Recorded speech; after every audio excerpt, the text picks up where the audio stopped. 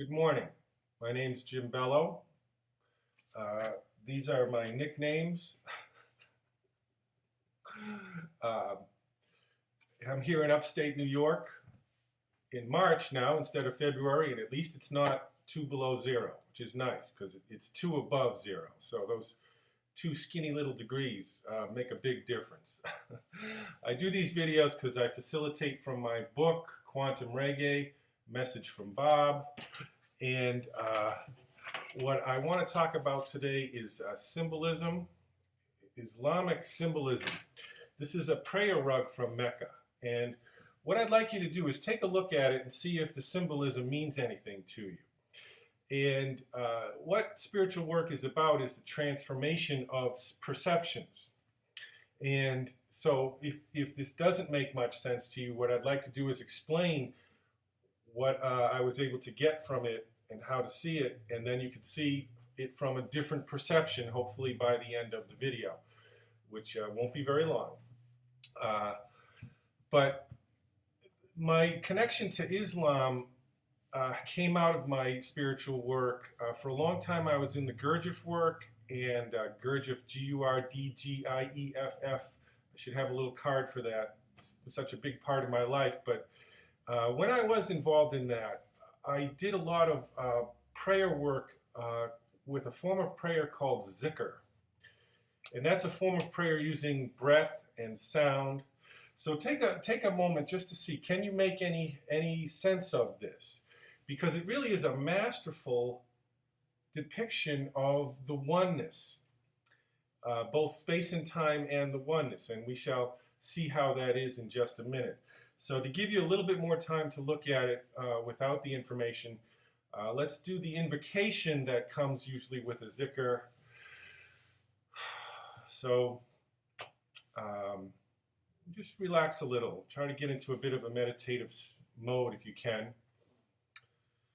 Bismillahirrahmanirrahim. Alhamdulillah Rabbil Alameen. Irrahmanirrahim.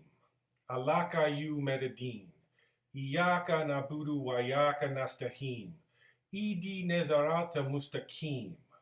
Sirata ladina an'amta alahim. Gari magdubi alahim. Wala ladin. Ameen. So that's an invocation for the beginning of a zikr. It's quite beautiful. It's usually said much quicker than that. But as I said, this is a prayer rug from Mecca. And I did a lot of work with Sufis, the most mystical order of Islam, as they say. And I worked with Jalaluddin Loris, who is the head of the, or I'm not sure if he still is, the head of the Mevlevi order. And also I worked with Naqshbandi Sufis who have a place around here where I live. And I did zikr with them in both places. Jalaluddin Loris, I worked with him in the Dominican Republic with a Gurdjieff movements teacher named Jose Reyes. And they have a terrific Gurdjieff group down there in Santo Domingo. So anyway, my specialty is vertical explanations. And so I want to sort of penetrate this just by explaining it in a way that you can suddenly see it. And what it depicts is the difference between these two things. What do you think the difference between this and this is? All the difference in the world, beyond the world. Are we capable of love with no asterisk? Because that's the goal. That's the goal. Okay, so what you see here is really a beautiful representation of what? Of what? When I worked with the Naqshbandi Sufis for about 3 years, and so one of them gave me this as a present. They purchased it in Mecca on one of their pilgrimages, and they liked my devotion well enough to give me that. I also got an Islamic name, Abdul Jalil, which I'm proud to have. But anyway, I had this rug for quite a while, and I never understood it. And then I framed it and put it up in my meditation room about 3 years ago. And I asked in my meditation, what does this mean? And so the information I'm about to give you here was what I got, what I received internally about what this means. So what we see here is just this overall beautiful picture. There are layers, but basically look at it as one thing with one thing in the middle. So if you go to this outside border here, and you look at that and everything in it, that's God. That's God. From the outside border, including everything. So there's God. He has everything contained within him, including this large figure here. And what is that? That is his son. Now, I use the term his son to mean all of us that appear to be in bodies. There's no gender differentiation. So it means sons and daughters, but I just use the term son. And it has nothing to do with gender. So God and his son. And what we see here is that his son is, there are many of them, but there's only one of them. And this is the tricky thing about the oneness. To understand what the oneness means is we have a distinct presence in the oneness. Just as a thought in my mind has a distinct presence from a different thought in my mind. And they can actually be blended. If you think of your mother, think of the image of your mother in your mind. And then think of an image of your father in your mind afterwards. They're two distinct images, and you could actually blend them, separate them.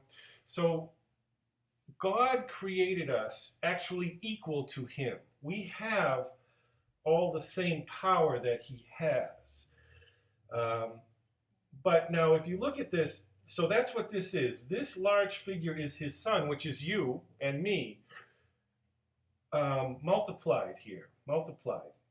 Now, if you notice, there's a little line here. Now, I'll bring it closer so you can see. See this little line here? And below it, there's all edges. There's the flowers and the edges. And above it, you only have the flowers and diamonds. See, there it is there. That little line. That's the key to penetrating what this means. Okay, so what we have here is this little line. Now, the Son of God exists in God's mind. That is why we're safe. That is why we can have this experiment in space and time safely, because it's all occurring only in your mind.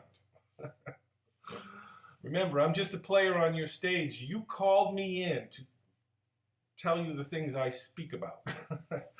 So what we have here is this little line. It's a very distinct line. And below it, we get these edges, the flower, the edges, the flower, and then these edges. That is space and time. This small band right here, that is space and time. And when God's Son realizes his freedom, which means withdrawing basically all value systematically and over time from space and time. This is variety. And then what happens is when God's Son achieves his freedom, his awareness goes from here to here, which is all, again, the multiplicity of God's Son in the singularity of his equality and sameness amongst. So see, all of a sudden you can begin to see this differently.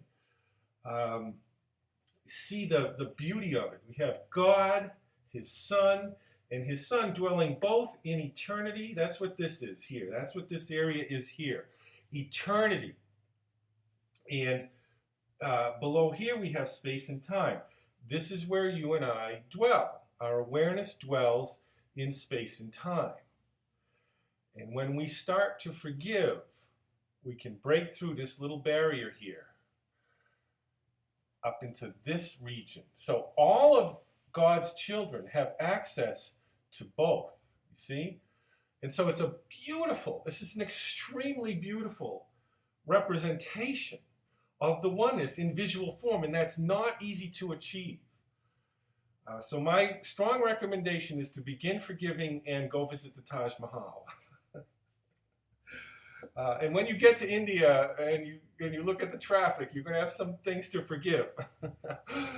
So you see here, and so in God's mind, He has kept us safe. He's kept us safe because there's everything, both the edges and the liberation are in God's mind, which means He planted it only in our minds. That's one way to keep us safe. So if you had a child and you wanted to keep it safe but set it free, you would allow it to have all kinds of experiences in its mind where none of it can be made real. And so the conflicts and suffering can be dispelled and penetrated through vision or awareness. And so that's what our journey is. Our journey is just to penetrate this tiny little barrier, this little red line here. That's it. That's the only thing that keeps us from leaping into the full awareness of everything, So we have God and His Son. We have eternity.